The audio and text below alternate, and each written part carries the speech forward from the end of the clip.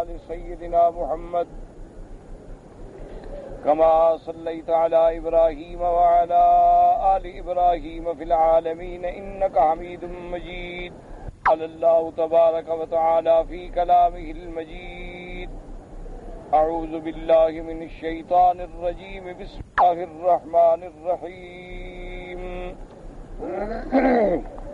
وكذب به قومك وهو الحق قل لست عليكم بوكيل لكل نبأ مستقر وسوف تعلمون.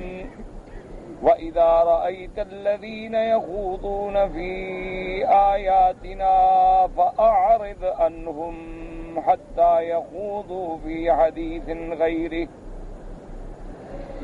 وإما ينسينك الشيطان فلا تقعد بعد الذكرى مع القوم الظالمين. ما على الذين يتقون من حسابهم من شيء ولكن ذكرى لعلهم يتقون. وذر الذين اتخذوا دينهم لعبا ولهوا وغرتهم الحياة الدنيا وذكر به أن تبصل نفس بما كسبت وذكر به أن تبصل نفس بما كسبت ليس لها من دون الله ولي ولا شفيع ليس لها من دون الله ولا ولي ولا شفيع وإن تعدل كل عدل لا يؤخذ منها. أولئك الذين أبسلوا بما كسبوا لهم شراب من حميم وعذاب أليم. أولئك الذين أبسلوا بما كسبوا لهم شراب من حميم وعذاب أليم بما كانوا يكفرون. اللہ تبارک و تعالی نے ان آیات مبارکہ میں جیسے کہ آپ نے پہلے پڑھا ہے ہدایات دی ہیں، اور مخاطب چونکہ میرے آقا سیدنا وقائدنا محمد الرسول اللہ صلی اللہ علیہ وسلم ہیں، لیکن مقصد پوری امت کو ہدایت. اللہ پاک بعد آیات میں براہ راست خطاب حضور کو فرماتے ہیں، لیکن مقصد جو ہے وہ امت. پہلی ہدایت یہ دی گئی کہ وَإِذَا رَأَيْتَ الَّذِينَ يَخُوضُونَ فِي آيَاتِنَا، اصل میں خوض ہوتا ہے مانا کسی چیز میں گھسنا، کسی چیز میں یعنی داخل ہونا. جیسے کہ قرآن مقدس نے یہ لفظ مبارک جو ہے مختلف آیات میں بھی ارشاد فرمایا ہے وَهُمْ فِي خَوْضِهِمْ يَلْعَبُونَ. اور اسی طرح آپ نے ایک دوسری صورت مبارک میں ہے کہ قیامت والے دن جب مشرکین کو جہنم کی طرف لے جائیں گے تو فرشتے پوچھیں گے کہ ما سلککم فی سقر قالوا لم نک من المصلین ولم نک نطعم المسکین وکنا نخوض مع الخائضین.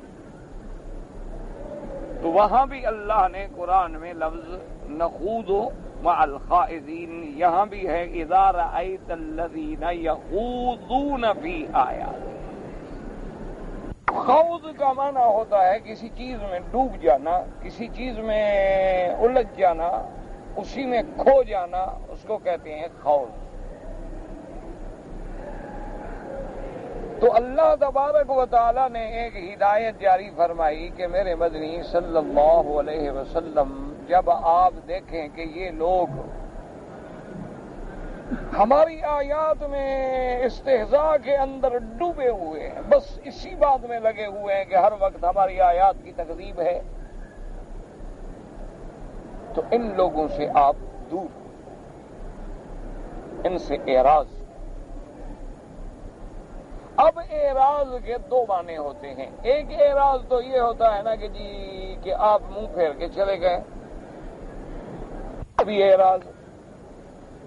ایک اعراض یہ ہوتا ہے کہ بظاہر آدمی بیٹھا ہے لیکن توجہ نہیں کر رہا، یہ بھی اعراض ہے، ان کی بات نہیں سن، چھوڑو یار جو کچھ کہہ رہے ہیں ان کو کہنے، یہ بھی اعراض۔ تو اللہ تبارک و تعالیٰ نے دونوں راستے عطا فرمائے کہ اذا رأیت الذین یخوضون فی آیاتنا فاعرض عنہم، آپ اعراض کریں یا تو آپ چلے جائیں، چھوڑیں، جب تک یہ بات نہ چھوڑیں آپ نہ بیٹھیں۔ یخوضوا فی حدیث غیرہ، جب وہ کوئی اور بات کریں اور دنیا کی بات، اس مسئلے کو چھوڑ دیں تو پھر تو ٹھیک ہے، کوئی بات نہیں۔ ایک اعراض یہ ہے کہ چلو آپ بیٹھے ہیں تو ان کی باتوں پہ توجہ نہ کریں، کیونکہ بعض اوقات حالات ایسے ہوتے ہیں کہ ایک آدمی کمزور ہے، اب وہ آگے بات کرنے والا طاقتور ہے، اب وہ اٹھ جا بھی نہیں سکتا، اس کو بھی ہدایت دی گئی کہ اگر ایسے حالات ہوں تو پھر بھی تم اپنی توجہ ادھر نہ رکھو۔ اب ایک اتفاقی صورت بھی اللہ نے بتا دی کہ وَإِمَّا يُنْسِيَنَّكَ الشَّيْطَانُ فَلَا تَقْعُدْ بَعْدَ الذِّكْرَىٰ مَعَ الْقَوْمِ الظَّالِمِينَ، اگر آپ کو شیطان بھلا دے، نسیان میں ڈال دے، اچھا اب بھول گئے، آپ آگے بیٹھ گئے، اب وہ تو شروع ہیں اسلام کے خلاف، قرآن کے خلاف، توحید کے خلاف، رسالت کے خلاف، یاد آیا کو میں تو بھول کے بیٹھ گیا، ان کے ساتھ تو نہیں بیٹھنا تھا، تو جب یاد آ گیا تو اب ان ظالمین کے ساتھ نہ بیٹھے۔ اب یہاں مسئلہ سمجھیں کہ اگر تو بات ہے، خطاب ہے حضور کو اور مراد ہے امت، پھر تو مسئلہ کوئی نہیں، مشکل کوئی نہیں، کیونکہ بہت ساری آیتیں ایسی ہیں نا جن میں اللہ نے خطاب نبی علیہ السلام کو فرمایا، جیسے فرمایا یا ایھا النبی قل لازواجک وبناتک ونساء المؤمنین، اب آپ سب کے لیے حکم۔ اچھا اسی طرح یا ایھا النبی اذا طلقتم النساء، اب بظاہر خطاب حضور کو ہے یا ایھا النبی، لیکن آگے اذا طلقتم النساء، جب تم عورتوں کو طلاق دو تو حکم سب کے لیے عام ہے۔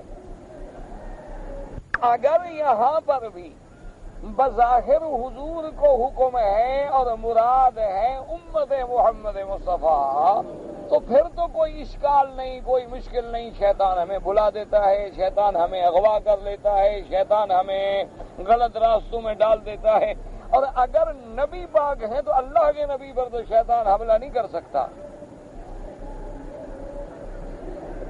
اس لیے اس آیت کو سمجھے، اما ینسینک الشیطان، تو اللہ کے نبی پر تو شیطان کا حملہ نہیں ہو سکتا، کیونکہ وہ تو اللہ کے اولیاء پر بھی نہیں ہوتا، اللہ اپنے بندوں کی حفاظت کرتے ہیں، اور نبی کا مقام تو بہت بلند ہے۔ اللہ نے قرآن میں فرمایا ان عبادی لیس لک علیہم سلطان، نے فرمایا ملعون مردود جو میرے بندے ہیں ان پہ تیرا غلبہ نہیں۔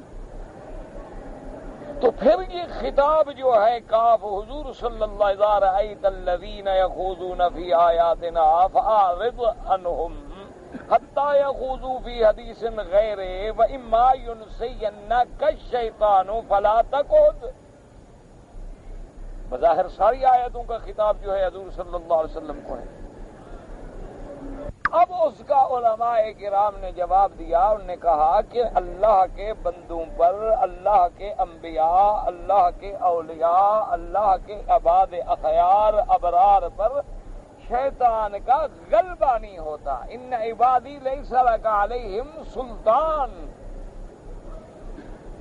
سلطان کا معنی ہوتا ہے جیسے بادشاہ کا ایک غلبہ ہے نا، حکم ہے نا، تو ان پر شیطان غالب نہیں آ سکتا، ان کو حکم دے کے چلائے نہیں۔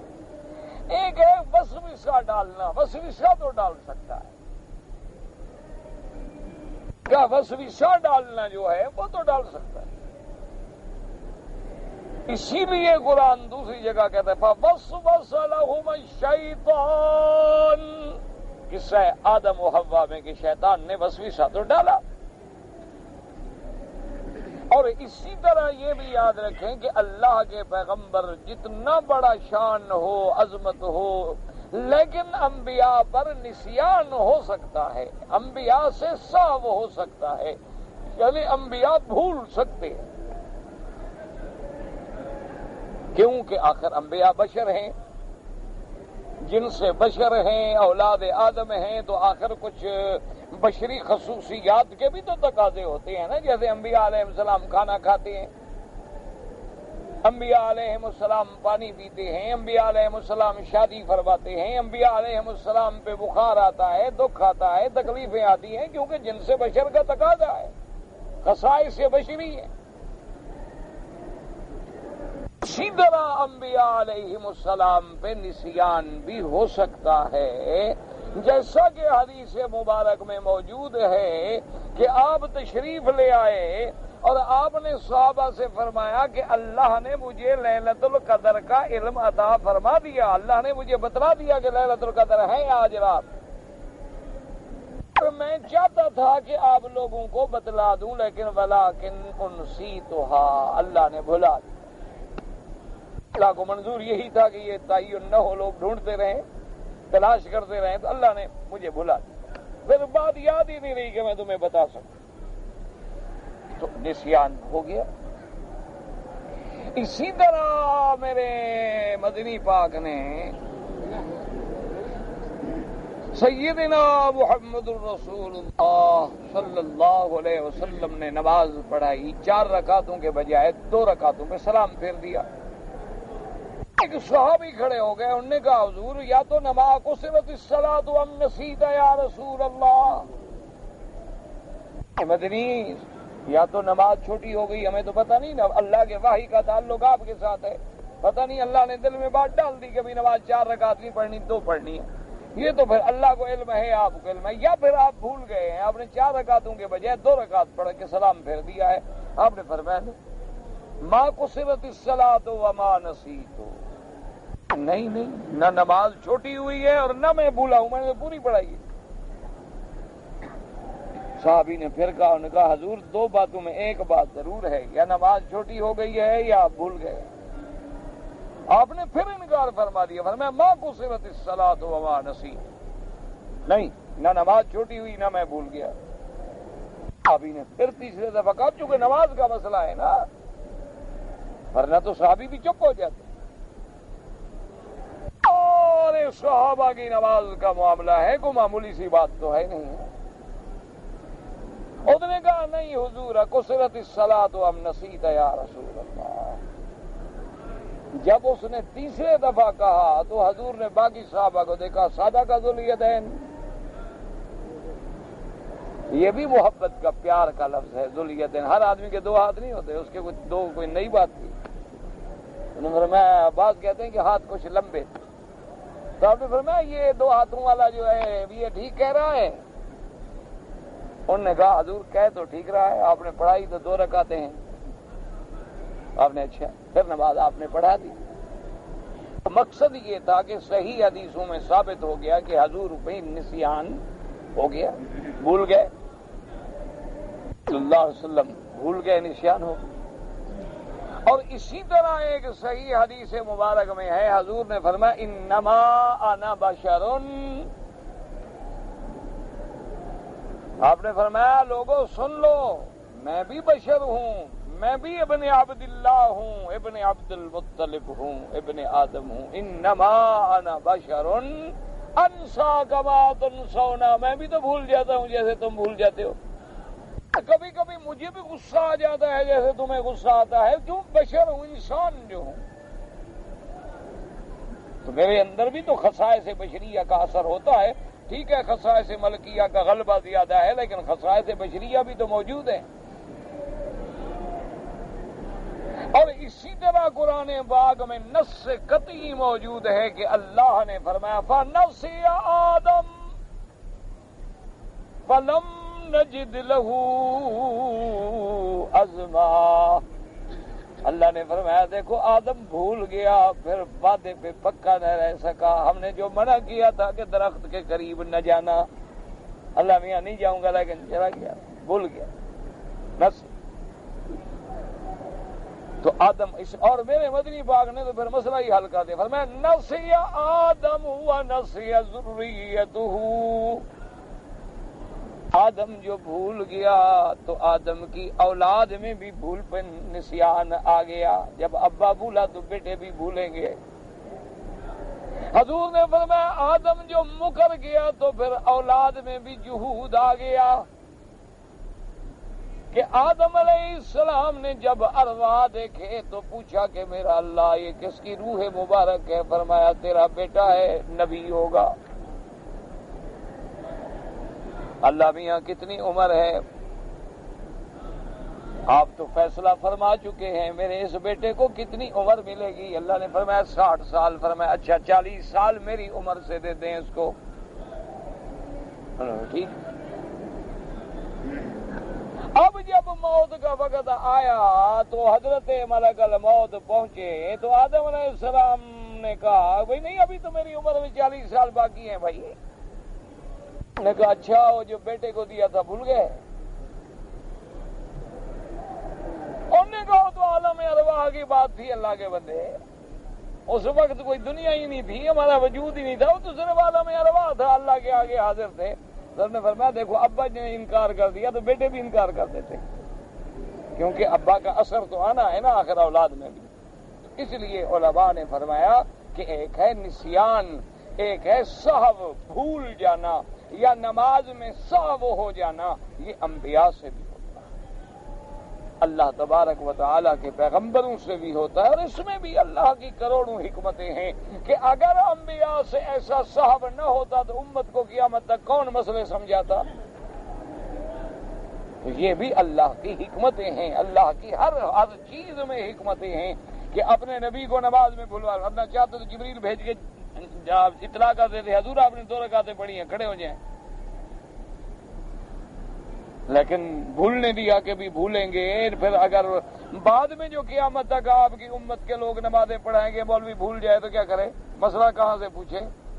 حضور کا بھولنا جو تھا وہ امت کے لیے دین بن گیا، حضور کا نسیان جو تھا وہ بھی امت کے لیے دین بن گیا۔ اس لیے علماء نے فرمایا کہ نسیان ہو سکتا ہے، سہو ہو سکتا ہے، اور اسی طرح علماء نے فرمایا کہ انبیاء سے خطا بھی ہو سکتی ہے اجتہادی، لیکن اللہ اپنے نبیوں کو خطا پہ قائم نہیں رہنے دیتے، فوراً جبریل بھیج کے اصلاح ہو جائے۔ غیر نبی جو ہے مجھ سے غلطی ہو جائے، خطا ہو جائے، کسی مسئلے میں غلطی کر بیٹھے تو ہو سکتا ہے ساری زندگی اڑا رہے، لیکن اللہ کے نبی اگر کبھی خطا اجتہادی کر بیٹھیں، جیسے کہ اسارہ بدر کے معاملے میں میرے مدنی نے فیصلہ کر دیا کہ فدیہ لے کے چھوڑ دو، لیکن اللہ نے جبریل بھیج دیا کہ آپ نے کیوں چھوڑا؟ اسی طرح اور بھی ایسے واقعات موجود ہیں۔ تو انہوں نے کہا انبیاء علیہم السلام، اور اسی لیے میرے آقا نے فرمایا کہ ایک بات یاد رکھو کہ میرے پاس 2 آدمی مقدمہ لے کے آتے ہیں، آپ نے فرمایا لعل بعضهم الحن، کہ بعض آدمی جو ہے وہ زبان کا بڑا تیز ہوتا ہے، وہ ایسی بات کرے کہ میں سمجھوں کہ حق پہ اور اس کے حق میں میں فیصلہ کر دوں، اور حالانکہ وہ حق پہ نہ ہو، کیونکہ بعض اوقات آدمی ایسا ہوتا ہے نا جی ایسی بات کرے گا کہ آپ سمجھیں گے کہ حالانکہ وہ جھوٹ بول رہا ہے، غلط کہہ رہا ہے۔ آپ نے دیکھا نہیں ہے آپ کے ماشاءاللہ جتنے بڑے بڑے قابل وکلاء ہیں جن کی لاکھوں میں فیس ہوتی ہے، یہی تو قابلیت ہوتی ہے نا کہ جھوٹ کو سچ کر دیں، سچ کو جھوٹ کر دیں۔ ان کی قابلیت کا منتہا تو یہی ہوتا ہے نا کہ ایک صحیح گواہ ہے، ایسا اس پر جناب سوال کریں گے کہ اس کے پیروں کے نیچے سے زمین نکل جائے گی بیچارے، وہ بیچارہ ایسا یعنی پزل ہو جائے گا کہ گواہی دے ہی نہیں سکتا، سچا گواہ ہے بیچارہ، صحیح ہے، لیکن ایسے اس سے سوال کریں گے اور اس کا شجرہ نسب ڈھونڈیں گے جناب پیچھے سے کہ اس غریب کو بالکل ایسے 2 پیسے کا 2 ٹکے کا بنا کے کھڑا کر دیں گے کہ جھوٹا ہے۔ تو اس لیے حضور نے فرمایا کہ اگر کوئی آدمی اپنی چرب زبانی سے مجھ سے فیصلہ کرا لے، لیکن میرا رب تو جانتا ہے نا، اللہ تو جانتے ہیں، تو ایسا نہ کیا کرو، جو حق ہو میرے سامنے رکھا تھا۔ اس لیے علماء نے فرمایا کہ نسیان کا اطلاق ہو سکتا۔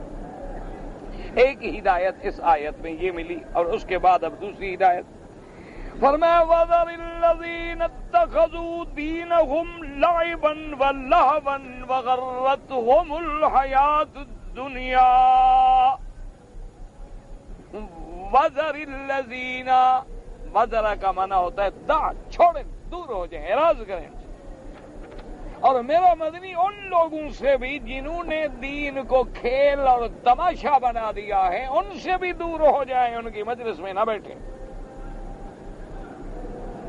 اچھا، دین کو کھیل اور تماشا بنانے کا کیا مطلب؟ معنی یہ ہے کہ ہر وقت مذاق کرتے ہیں، قرآن پڑھو تو مذاق کرتے ہیں، استہزاء کرتے ہیں، اذان سنتے ہیں تو اذان کا مذاق اڑاتے ہیں، دین کا مذاق اڑاتے ہیں، حضور کی باتوں کا مذاق اڑاتے ہیں۔ ایک معنی یہ ہے، اور بعض علماء نے فرمایا نہیں، یہ معنی بھی ہے کہ وَذَرِ الَّذِينَ اتَّخَذُوا دِينَهُمْ لَعِبًا وَلَهْوًا، کہ ان کا دین ہے ہی کھیل تماشا، کہ انہوں نے اپنے دین کی خود رسمیں بنا رکھی ہیں، خود انہوں نے ایک طریقہ بنا رکھا ہے کہ کبھی جناب بت کے آگے جانور ذبح کر رہے ہیں، کبھی اس کا خون بتوں پہ لگا رہے ہیں، کبھی جناب ان کے آگے جو ہے ہاتھ باندھ کے بنتی کر رہے ہیں، کبھی جناب بتوں کے آگے کھڑے بھجن گا رہے ہیں، کبھی دیکھو سانپ کے آگے سارے اٹھ کے کھڑے ہوئے۔ تو کھیل تماشے کو مذہب ہے؟ انہوں نے کہا یہ جو رسمیں لوگوں نے بنا رکھے اسی کو دین سمجھ لیا۔ جیسے آج بھی اللہ رحمت کرے، اللہ رحمت کرے، اللہ رحمت کرے، اور اللہ سے دعا فرمایا کریں کہ اللہ ہدایت کے فیصلے کرے۔ ہمارے مسلمان جو ہیں انہوں نے بھی مذہب کو ایک تماشا بنا دیا ہے کہ مذہب کیا ہے جی، جب محرم آ جائے تو 10 دن کالے کپڑے پہن لو، بس۔ او بھائی کالے کپڑے تم نے پہنے، حضرت حسین کو کیا فائدہ ہو گیا؟ اچھا، غم کا اظہار کالے کپڑے پہننے سے ہوتا ہے، سفید کپڑے والے کو غم نہیں ہوتا؟ یہ کوئی عقل ہے؟ اچھا جی کیا کرو جی، 4 پائی الٹی کر دو جی، 18 سال 4 پائی سیدھی بچھاؤ، یہ 10 دن الٹا بچھا دو۔ اچھی بات، کہ الٹی بچھانے سے کیا ہو جائے؟ اور جی ان کو بھی تو وہ ریت پہ سونا پڑا تھا نا، تو ان کی یاد میں دیکھیں نا، ہم اور تو کچھ نہیں کر سکتے، چلو 4 پائے الٹی کر دیں۔ اچھا جی ہو گیا، اب اور کیا کریں؟ انہوں نے کہا جی ایک گھوڑے کا جلوس بھی نکال۔ گھوڑا، بھائی گھوڑے کے جلوس کا کیا تعلق؟ حضرت حسین تو گھوڑے پہ چڑھے ہی نہیں کربلا میں، وہ تو اونٹ پہ تشریف لے گئے تھے، تو کوئی دنیا کا کوئی مورخ نہیں کہتا کہ گھوڑوں پہ گئے تھے۔ اچھا جی وہ جلوس شریف جا رہا ہے جی، اچھا جی کیا ہے جی؟ انہوں نے کہا جی اچھا ایک جھنڈا لگا دو، اچھا ایک پنجا لگا دو۔ ہمارے جو اہل سنت والجماعت تھے ماشاءاللہ، انہوں نے کہا ہم کیوں پیچھے رہے؟ انہوں نے کہا 11ویں شریف کرو۔ 10 دن تو وہ روتے ہیں نا، 11واں دن ہم خیرات کرتے ہیں۔ انہوں نے کہا جی 11ویں شریف کرو۔ اچھا اور کیا کرو؟ انہوں نے کہا جی عرس شریف۔ اور کیا کرو جی؟ انہوں نے کہا جلوس شریف۔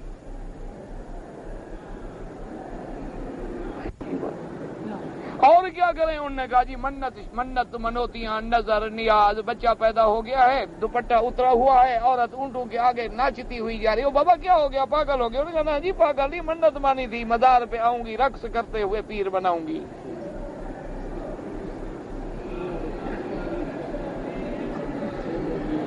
نہ یہ مذہب ہے، اسی کا نام مذہب ہے۔ اچھا جی سندھ سے چلو جوتے نہ پہنو اور نعرے لگاتے ہوئے ملتان پہنچ جاؤ۔ اچھا ٹھیک، یہ مذہب ہے؟ یہ کیا ہے؟ تو مانا یہ ہوا کہ ہم نے خود ایسی رسموں کا ایک مجموعہ بنا لیا کہ اب اتنا ان کا رواج ہم نے پیدا کر دیا ہے، اتنا ہم نے اس کو پھیلا دیا ہے پوری دنیا میں کہ اگر کوئی آدمی جلوس نکالتا ہے، رجبی مناتا ہے، معراج کی رات مناتا ہے، یہ تو پکا اہل سنت والجماعت ہے، نماز پڑھے نہ پڑھے، روزہ رکھے نہ رکھے، داڑھی منڈائے، حرام کھائے، ربا کھائے، سود کھائے، عاشق رسول ہے جی، سبحان اللہ سبحان اللہ۔ 12 ربیع الاول کو حضرت 1000 روپے کے تو بیچارہ جھنڈیاں لگاتا ہے۔ بھائی نماز، انہوں نے کہا جی نماز، جو نماز پڑھ رہے ہیں ان کے پاس بلا کوئی جنت کا پروانہ ہے، وہ تو اللہ نے بخشا تو اپنی مہربانی سے بخش دیں گے، نماز روزے سے تھوڑا بخشا جائے گا، تو ایسے قرآن میں فرض ہو گیا جس کا فائدہ ہی کوئی نہیں۔ اور بدقسمتی ہے، ایسا قوموں کے دماغ کو خراب کیا ہے۔ اچھا خود تقریر کر رہے ہوتے ہیں کہ حضرت کے سر مبارک جو تھا کٹنے کے بعد، شہید ہونے کے بعد ظالموں نے نیزے پہ لٹکا دیا، اور حضرت وہاں قرآن پڑھ رہے تھے، اور یہ یہاں بھی نہیں پڑھتا گھر میں بیٹھ کے۔ تقریر یہ کر رہے، سر سجدے میں تھا جب شہید ہوئے، تو تیرا سر کہاں ہوتا ہے؟ کیا ہے مجھے سمجھائیں آپ، یہ دین اللہ نے قرآن میں ٹھیک نہیں فرمایا کہ میرا مدنی ان سے دور ہو جائیں جنہوں نے دین کو کھیل تماشا بنا دیا ہے؟ یہ کوئی دین تو نہ ہوا، یہ تو رسومات کا مجموعہ ہو گیا، یہ تو رسمیں ہو گئی، ہر آدمی کی الگ رسمیں ہیں، تیرے ملک کی الگ رسمیں ہیں، کسی اور ملک میں الگ رسمیں ہیں۔ اچھا بعض جگہ پر ماشاءاللہ ایک عجیب رسم ہے کہ جو ذکر ہے نا جی، اللہ کا ذکر ہے، لا الہ الا اللہ محمد رسول اللہ، ٹھیک ہے ذکر ہے، وہ طبلے پہ کرتے ہیں، ذکر کرتے ہیں طبلے پر، ادھر طبلے کی تھاپ لگی، ادھر ذکر شروع ہو گیا۔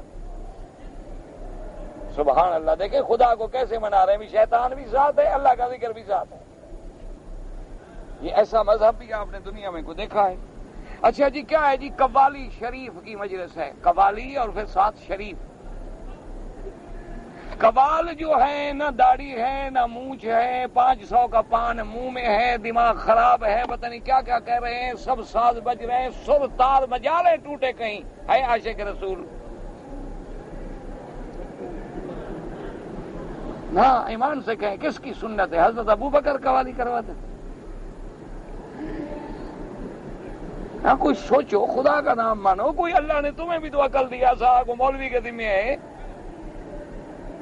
نہ صحابہ میں ایمان سے کہیں کون کہا؟ حضرت حسان نے شعر پڑھے تھے، قصیدہ پڑھا تھا میرے مدنی کے سامنے، یہ نہیں کہ طبلے کی تھاپ تھی، ہارمونیم تھا، سر منڈل تھا، بجانے والے تھے، وہاں ڈرم تھے، وہاں جناب باقاعدہ تقسیم تھی کہ یہ کلاسیکل موسیقی ہے، یہ فلاں موسیقی ہے، یہ کیا ہے؟ یہ کون سا دین ہے؟ اس لیے اللہ نے فرمایا کہ میرا مدنی آپ ان سے دور ہو جائیں، ان کے قریب بھی نہ جائیں، قریب جاؤ گے تو پھر دین بچانا مشکل ہے۔ فَذَرِ الَّذِينَ اتَّخَذُوا دِينَهُمْ لَعِبًا وَلَهْوًا، اور وجہ کیا ہے؟ فرمایا غرتهم الحیات الدنیا، ان کو اس دنیا کی زندگانی نے دھوکے میں ڈال دیا ہے، اسی کو دین سمجھ بیٹھے، کوئی حجت نہیں، کوئی قرآن نہیں، آیت نہیں، بس دنیا کی زندگانی ہے، دنیا کی رونق ہے، دنیا کی ترقی ہے، دنیا میں شہرت حاصل کرنی ہے، سبحان اللہ جی فلانا بڑا عاشق رسول۔ اب تو مولوی اور پیروں کو بھی پتہ نہیں کیا ہو گیا ہے کہ اپنے خواب جو ہیں وہ اس کا پراپگنڈا کرتے ہیں، اشتہار دیتے ہیں کہ میں نے خواب دیکھا، مجھے حضور کی زیارت ہوئی ہے۔ وہ جو عاشق تھے وہ تو دیکھنے کے بعد کبھی ظاہر بھی نہیں کرتے تھے، تو چھپتے تھے کہ کسی کو پتہ ہی نہ لگ جائے کہ اس مقام کا بندہ ہے۔ اگر کسی بندے نے آ کے کہہ بھی دیا اور ڈال دیا، بھائی دعا کرو دعا کرو، اللہ پاک نصیب کر دے، ان کے آگے تو کوئی کرامت ظاہر ہو جائے وہ تو چھپاتے تھے اس کو کہ کسی کے سامنے ہماری بزرگی کا کوئی نقشہ نہ بن جائے۔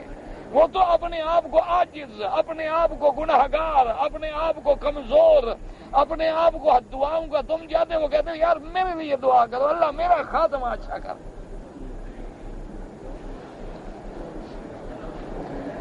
یہ عاشق تو اب ہم نے دیکھے اصل میں کمپیوٹر کا زمانہ ہے نا جی. آج کل چونکہ انٹرنیٹ پہ دنیا آ گئی ہے، وہ کہتے ہیں ہمارے خواب بھی تو آنے چاہیے نا دنیا میں، تاکہ اگر ہم 2 کروڑ آدمی کے سامنے خواب رکھیں گے تو ان میں کم از کم 20,000 تو بے وقوف مل جائے گا نا ماننے والا. کیوں ایسے لوگ ہزار ہوئے. میں نے آپ کو پہلے بھی شاید بتایا تھا، میرا دوست تھا، فوت ہو گئے، اللہ قبر پہ رحمت کرے، معاف فرما دے، اللہ ہماری قبر بھی اچھی کرے. سب کی موت جب کسی کی آ جائے تو پھر اس کا گلہ نہ کیا کرے، منزل بڑی مشکل ہے. اس لیے نام میں نہیں لیتا تھا کہ غیبت نہ ہو جائے. تو میں ایک دفعہ ان کو ملنے گیا، میرے دوست تھے، تو وہاں میں نے دیکھا کہ سکول کے طالب جو ہے نا جی، تقریباً مڈل یا میٹرک کے طالب ہوں گے، کوئی ادھر بیٹھا ہے کوئی ادھر بیٹھا ہے، تعویذ لکھ رہے ہیں. میں نے پوچھا پیر صاحب سے، میں نے کہا حضرت یہ 200 لڑکا بیٹھا ہوا ہے تعویذ لکھ رہا ہے. اس زمانے میں یہ فوٹو اسٹیٹ مشینیں تو تھی نہیں نا، اب تو خیر پیر ترقی کر گئے نا، اب تو فوراً فوٹو اسٹیٹ کروا لیتے ہیں، چھپوا لیتے ہیں، بعد میں مہریں بنا لی ہیں تعویذوں کی، ماشاءاللہ ہر تعویذ.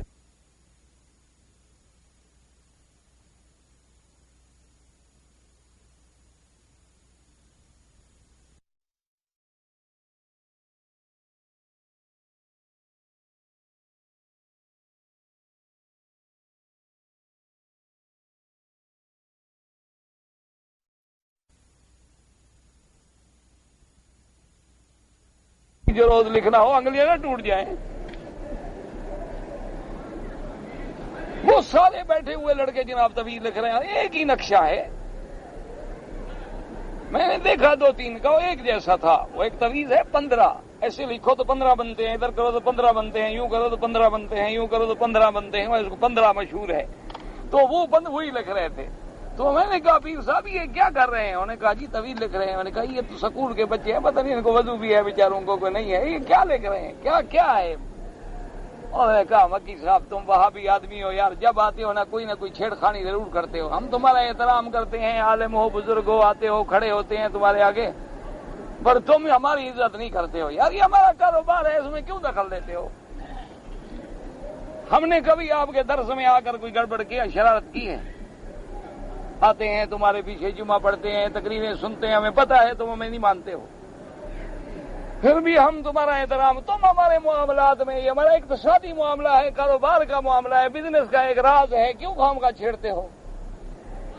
میں نے کہا یار کیا بزنس ہے؟ تو میرے دوست بتاؤ تو صحیح. اس نے کہا حضرت روز کا 200 300 400 میرا مرید آتا ہے تعویذ لینے، میں کتنے تعویذ لکھوں گا؟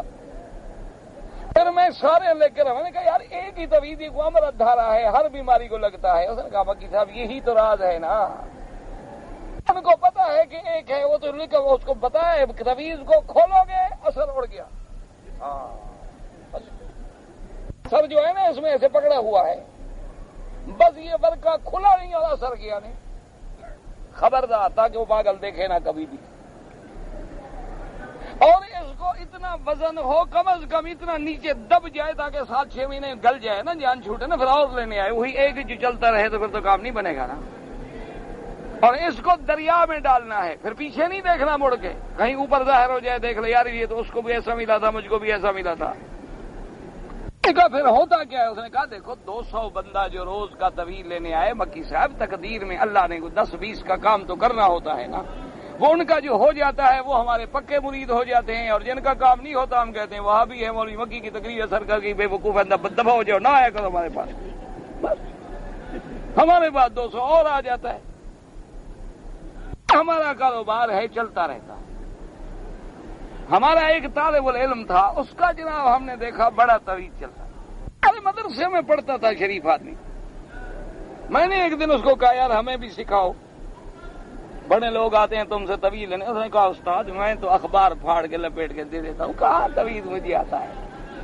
یہ پاگل ہیں، ان کو عقیدہ ہو گیا ہے کہ میرا تعویذ چلتا ہے، مجھے 2 روپے مل جاتے ہیں، 1.25 روپیہ مل جاتا ہے، شام تک 5-10 روپے مل جاتے ہیں، کھلاتا ہوں سب طالبوں کو آرام سے. اخبار رکھا ہوا ہے، چلو دکھاؤ، میں پھاڑ کے دے رہا ہوں. کون سا آپ بھی اسی طرح چلائیں، دیکھیں آپ کے بھی ہو جائیں گے منتقل. بے وقوفوں کی دنیا میں کمی نہیں ہے، مل جاتے ہیں، ہر کسی کو مل جاتے ہیں. اس لیے قرآن کہتے ہیں، اب دیکھیں فرمایا وَذَرِ الَّذِينَ اتَّخَذُوا دِينَهُمْ لَعِبًا وَلَهْوًا وَغَرَّتْهُمُ الْحَيَاةُ الدُّنْيَا.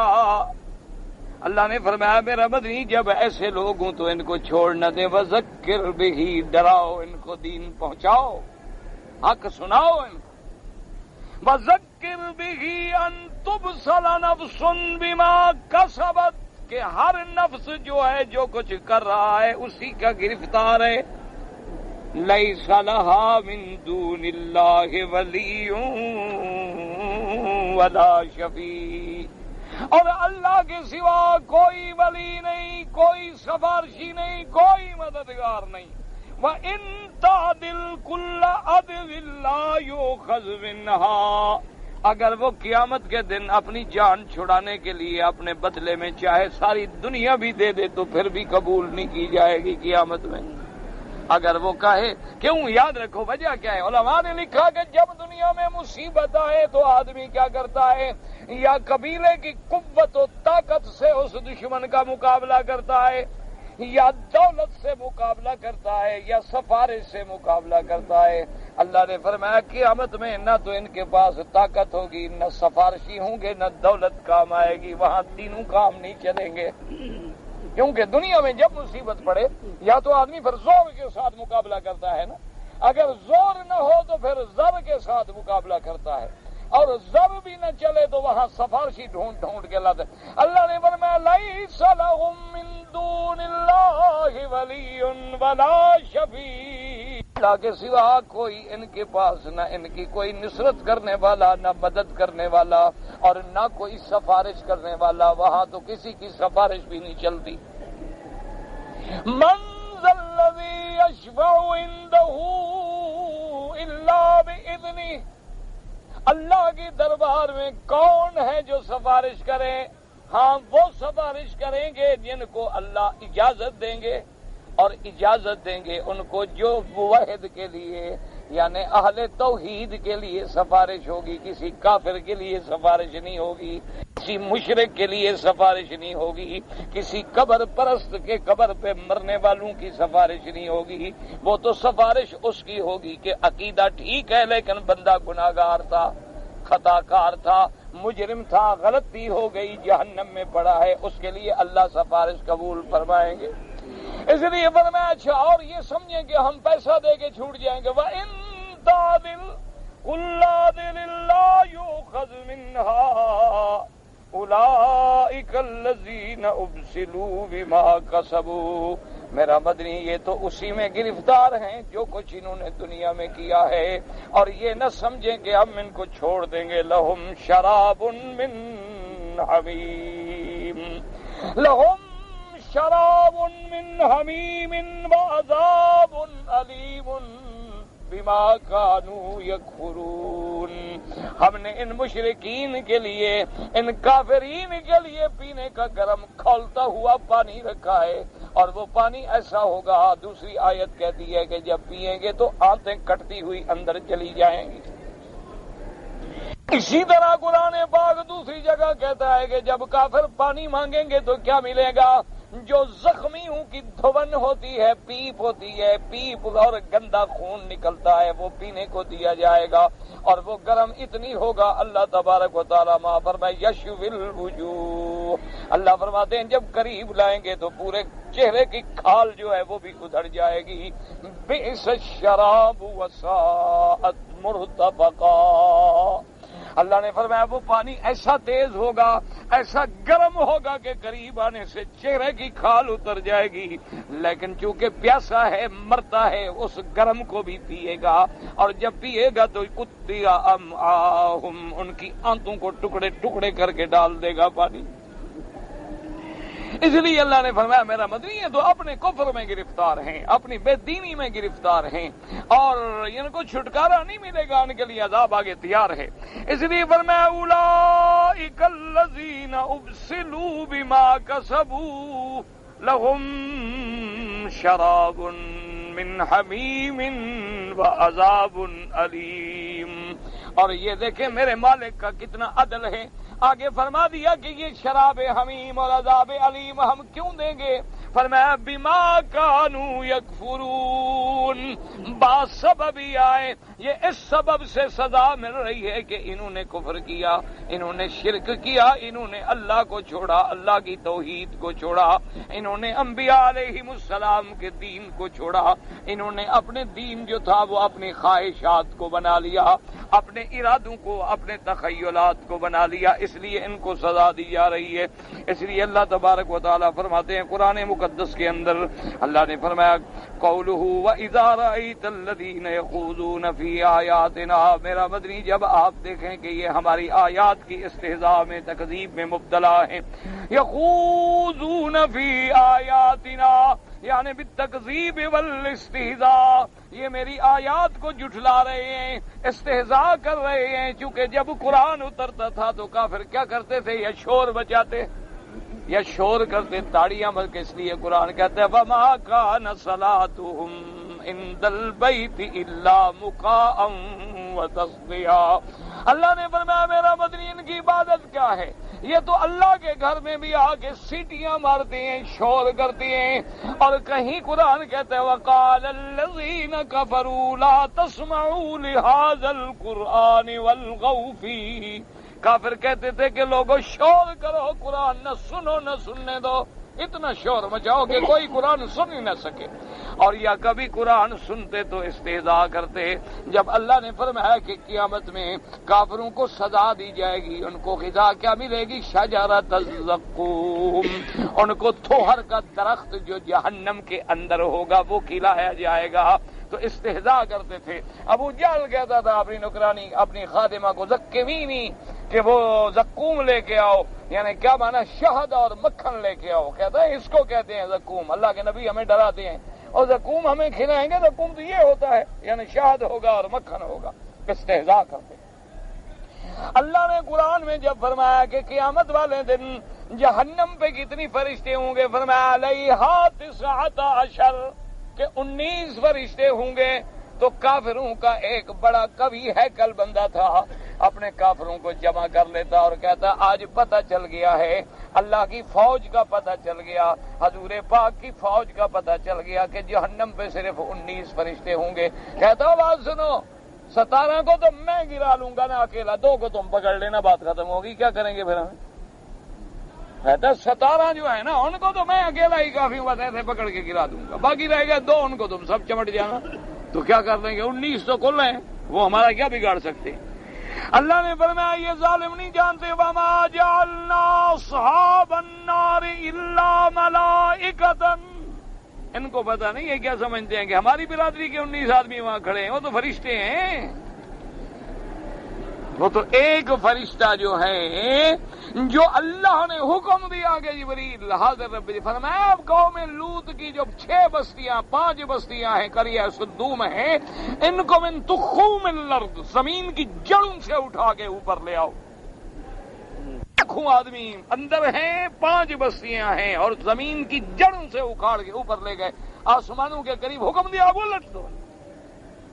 ان کو نہیں پتا کہ فرشتے کی کیا طاقت ہوتی ہے، ان کو نہیں پتا کہ فرشتہ چاہے تو ان پہاڑوں کو اٹھا کے الٹ ڈالے، ان کو نہیں پتا کہ ملک الجبال کی کیا طاقت ہے، ان کو نہیں پتا ہے کہ ملک الموت کی کیا طاقت ہے، کہ ایک وقت میں کروڑوں بندے مر رہے ہیں لیکن سب کی روح وقت پہ نکل رہی ہے۔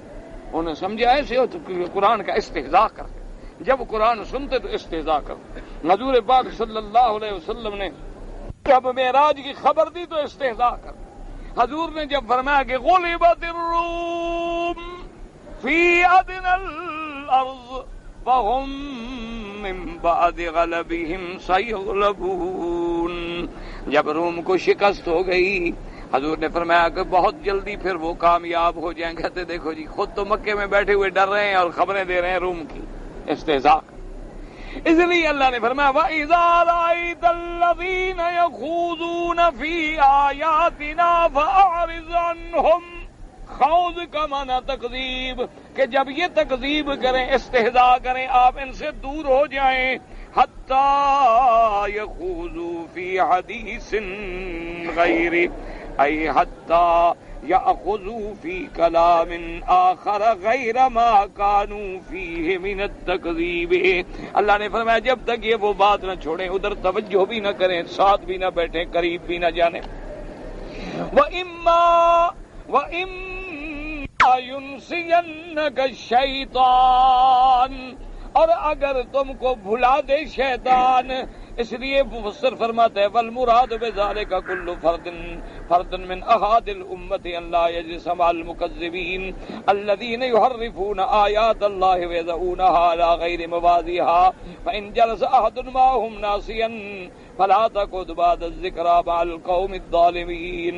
اب مفسر فرماتے ہیں یہ خطاب ہے ہر بندے کو کہ کوئی بندہ ایمان والا مسلمان ان مکذبین مستہزئین اللہ کے قرآن کی آیتوں کا ٹھٹھا اڑانے والے، بدلنے والے، ترجمہ تبدیل کرنے والے، ان کے ساتھ نہ بیٹھو، کبھی قریب نہ جاؤ. جو ہمارے قرآن کی تعریف کرتے ہیں اور قرآن کے ترجمے کو غلط کرتے ہیں، اور اگر کبھی تم بھولے کے ساتھ بیٹھ بھی جاؤ تو جب یاد آئے تو فوراً چلے جاؤ. فلا تقعد بعد الذکری، یعنی بعد التذکر، جب یاد کر لو تو پھر ان کے ساتھ بالکل نہ بیٹھو مع القوم الظالمین. اسی لیے علماء نے فرمایا ہے کہ صحبت بد جو ہے اس سے بچو. کافروں کی صحبت رکھو گے تو کفر سیکھو گے، مشرکوں کی صحبت رکھو گے تو شرک سیکھو گے، اور بدعتیوں کی صحبت میں جاؤ گے تو بدعت سیکھو گے. اصحاب اہوا کی صحبت میں جاؤ گے تو اسی طرح کی گمراہیاں سیکھو گے. اسی طرح اگر تم نے موسیقی ہے، شیطان ہیں، زانی ہیں، شرابی ہیں، برے ہیں، اس لیے حکم ہے کہ ہر مربی اپنی اولاد کو بری صحبت سے بچانے کی کوشش کرے، کیونکہ سب سے بڑا نقصان دینے والی چیز جو ہے وہ صحبت سیئہ ہے، صحبت بد ہے. طالحین کی صحبت جو ہے وہ انسان کو تباہ و برباد کر دیتی ہے.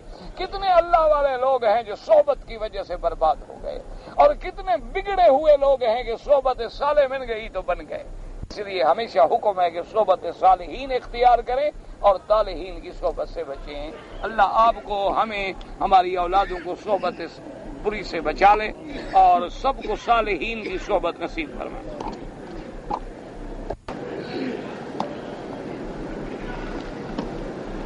زید کو ایک آدمی ہے، اس کو نان نفقہ پیسہ طاقت ہے، لیکن شادی نہیں کرتا تو گناہگار ہے. کیونکہ میرے مدنی پاک کا فرمان ہے، صلی اللہ علیہ وسلم نے فرمایا کہ النکاح من سنتی، کہ نکاح کرنا، شادی کرنا میری سنت ہے. من راغب عن سنتی فلیس منی، جو میری اس سنت سے اعراض کرے، انکار کرے، اس کا میرے ساتھ تعلق نہیں. یہ کہنا کہ جی مجھے عورت کا خیال، ہاں ایک بندہ ہو سکتا ہے وہ بیچارہ نہ مرد ہو، وہ عورت کے قابل ہی نہ ہو، وہ تو معذور ہے، وہ تو مجبور ہے، تو معذور ہے. وہ بیچارہ اچھا کرتا ہے کہ جب میں عورت کے قابل ہی نہیں ہوں تو میں کسی لڑکی سے شادی کر کے اس کی زندگی بھی تو برباد کروں نا. لیکن اگر وہ تندرست ہے تو یہ کوئی نیکی نہیں ہے کہ شادی نہ کرو تو یہ نہ کرو نا. جب اللہ کے نبی شادی کرتے ہیں، اولیاء شادی کرتے ہیں، صحابہ شادی کرتے ہیں، امہ شادی کرتے، تو سنت رسول پاک ہے. اور بلکہ حضور نے حکم دیا ہے کہ شادی کرو فرمایا، اور یہ بھی حکم دیا ہے کہ کوشش کرو ایسی لڑکیوں سے شادی کرو جس سے اولاد زیادہ ہو، تاکہ قیامت والے دن میری امت بڑھ جائے. یہ نہیں کہ منصوبہ بندی کرو، پہلے ٹیکہ لگوا کے آؤ. حضور نے فرمایا تزوجوا الودود الولود. اچھا کیسے پتہ لگے کہ بھی اس لڑکی سے اولاد؟ اس کی باقی بہنوں کو دیکھو کہ اولاد ہے. اگر کثرت اولاد ہے تو مانا ہے کہ اس میں الحمدللہ اس خاندان میں کثرت اولاد ہوتی.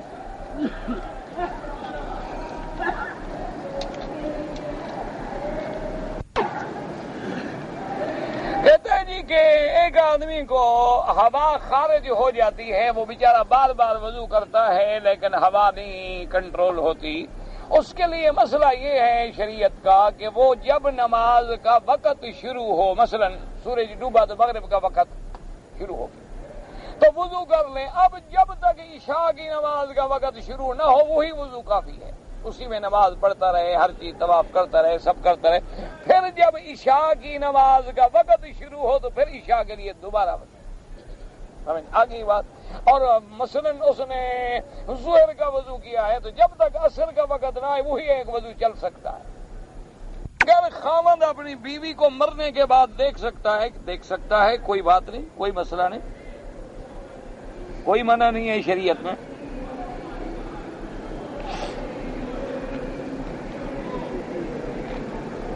کیا میت سامنے رکھا ہوا ہو تو سلام کرنا منع ہے؟ کس کو سلام؟ میت کو، بندے کو؟ ابھی تو لکھے نا میت کو تو سلام کرنا نہیں.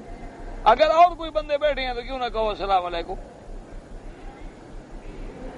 استعمال میں جو سونے کے زیورات ہوتے ہیں عورت کے، جو شادی بیاہ پہ پہن لیتی ہے، امام ابو حنیفہ رحمت اللہ علیہ کے نزدیک تو اس پر بھی زکوٰۃ دینا لازم ہے، چاہے وہ استعمال میں ہیں، چاہے گھر میں رکھے رہتے ہیں، 6 مہینے بعد، سال بعد کبھی پہنتی ہے، لیکن اس کے پہننے کی زکوٰۃ دینی ہو.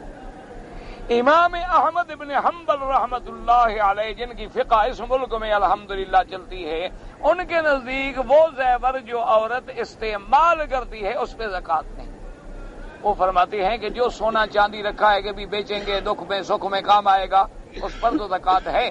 لیکن جو زیور عورت نے اپنے استعمال کے لیے بنوایا، چاہے کبھی کبھی استعمال کرے، یہ ضروری نہیں ہوتا کہ 24 گھنٹے استعمال کرے.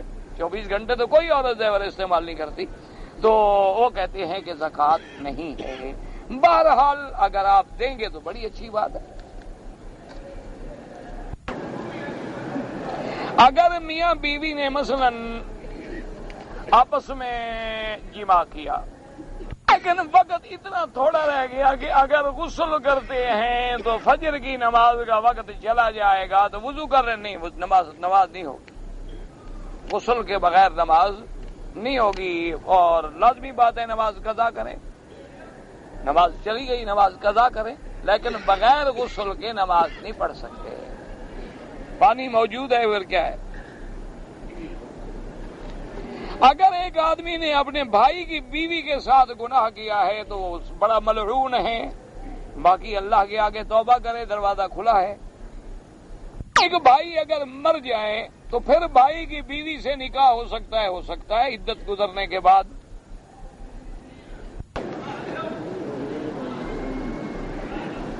لہجہ بنگلہ دیشیہ مجھے تو نہیں آتا، لہجہ بنگلہ دیشیہ بھائی. اگر ایک آدمی نے غسل کرتے ہوئے پہلے وضو کر لیا ہے اور غسل کرنے کے بعد اس کا اپنا ہاتھ جو ہے اپنی شرمگاہ کو لگ جائے تو امام ابو حنیفہ رحمت اللہ علیہ کے نزدیک وضو نہیں ٹوٹتا، لیکن امام شافعی رحمت اللہ علیہ کے نزدیک اور اہل حدیث علماء کے نزدیک وضو ٹوٹ جاتا ہے، دوبارہ وضو کرے. بہرحال احتیاط کیا کرے. اگر غسل کرنے کے بعد اپنے جسم کو تولیے کے ساتھ آدمی خشک کرے کوئی حرج نہیں، کوئی بات نہیں. میں نے سنا ہے کہ بپسی میں یا کوئی پتہ نہیں ڈوب صابن ہے یا اس میں کوئی خنزیر کی چربی ہوتی ہے، تو آپ خود تحقیق کر لیں، سننے پہ تو نہ رہیں، تحقیق کر لیں، اگر ہو تو استعمال نہ کریں.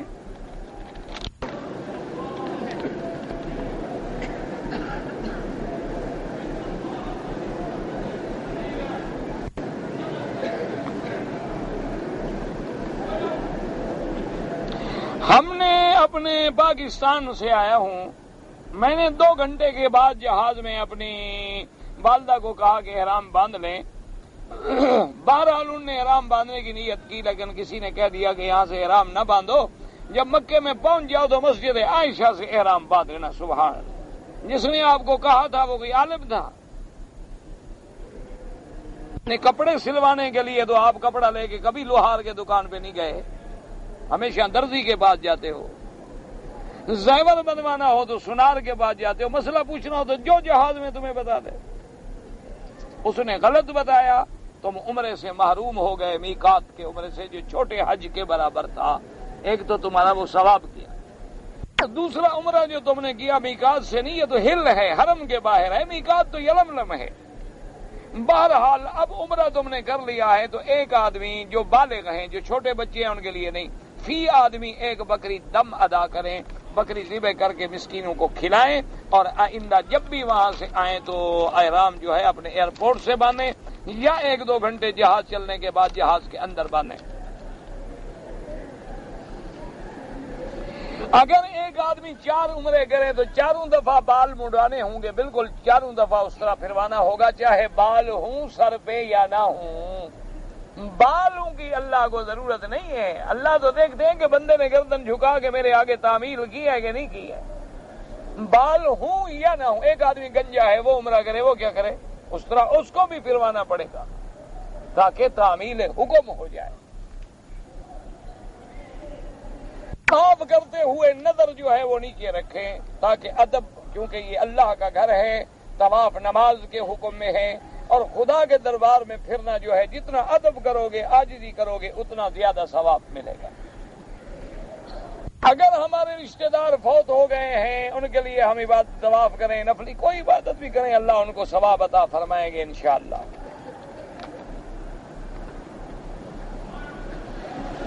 میں حنفی مسلک پر ہوں، لیکن دوسرے امام کی کتاب میں حدیث ثابت مل جائے تو جب تم اتنے بڑے آدمی ہو کہ امام ابو حنیفہ کی غلطی نکال کے دوسری حدیث سمجھ سکتے ہو تو تمہیں حنفی رہنے کی ضرورت ہی نہیں ہے۔ بھئی تم تو پھر خود بڑے آدمی ہو گئے نا کہ امام صاحب کی تم نے غلطی پکڑ کے دوسری جگہ مسئلہ صحیح ڈھونڈ لیا، تو پھر تو تم ماشاءاللہ خود امام ہو، تمہیں پھر کسی کے پیچھے چلنے کی کوئی ضرورت نہیں۔ پیچھے تو چلنا پڑتا ہے ان لوگوں کو جن کو احادیث پر نظر نہ ہو، جن کو احادیث کا تعارض اٹھانے کی توفیق نہ ہو، جن کو ناسخ اور منسوخ کا پتہ نہ ہو، جن کے سامنے ایک مسئلے پر تمام احادیث کا ذخیرہ نہ ہو۔ تم تو ماشاءاللہ اتنی ترقی کر گئے ہو کہ ایک امام کے قول کو دوسرے کے قول سے غلط ثابت کر سکتے ہو اور وہ صحیح تمہیں نظر آ رہا ہے، تو ماشاءاللہ تم تو 2 اماموں کے قول کے صحیح اور غلط کے فیصلے کرنے کا علم بھی رکھتے ہو، تو پھر تمہیں تو کسی کے پوچھنے کی ضرورت نہیں، ماشاءاللہ تم جو چاہو خود کرو۔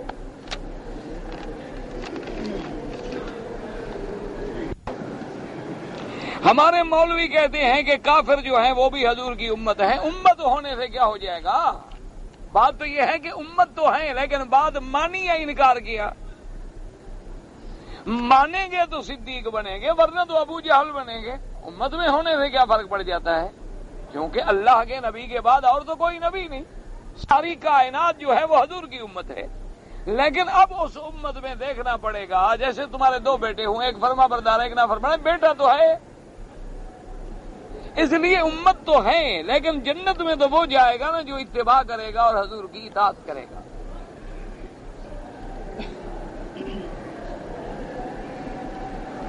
مکے میں رہنے والا آدمی اگر حج کرے تو کوشش کرے کہ جماعت کے ساتھ نماز پڑھے جیسے امام پڑھائیں۔ اگر اپنے مسلک پر سخت ہے تو پھر اپنے اپنے خیموں میں اپنے مسلک کے مطابق پڑھے۔ اگر بھول کر 7 چکروں کے بجائے طواف کے 9 چکر ہو گئے، کچھ نہیں ہوتا، کچھ بھی نہیں ہوتا، بس وہ 2 چکر زائد چلے گئے، اصل طواف کے 7 چکر ہیں۔